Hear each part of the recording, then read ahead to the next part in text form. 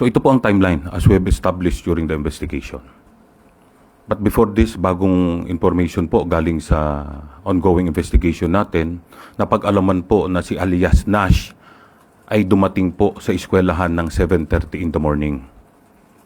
Umattend pa po siya ng flag raising ceremony at saka po pumunta sa isang comfort room sa loob ng eskwelahan kung saan siya ay naghintay, and he was joined later by alias Rod at around 8 a.m.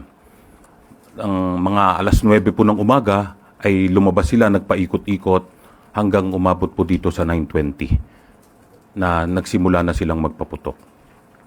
Masabi ko lang po na itong video na to ay galing pa po dun sa open source. We have verified that this is authentic, but we still have to establish yung provenance po ng mga video by talking to those who took the videos. So ito po nung 9:20, napanood naman po siguro natin ito. Next. 9:22 rather. After 2 minutes, dumating po yung ating responde, yung ating mga kapulisan. Ito po nakikita natin.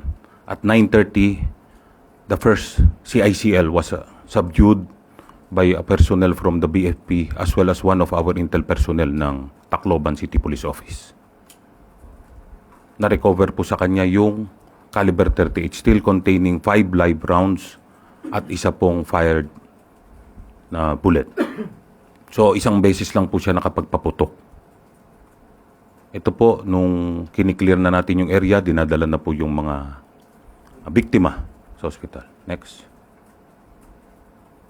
Ito na po yung clearing natin. In-ensure po natin, of course, yung na area ay safe na.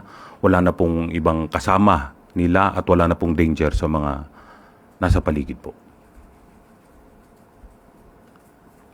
Ito po naman ay tinan over ng mga concerned citizen ang pangalaw pong nating CICL.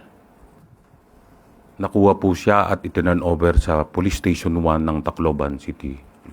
Na-recover rin po sa kanya ang yung 9mm na may naka-insert pa po na magazine at mayroon pa pong 3 bala na hindi niya po naiputok na.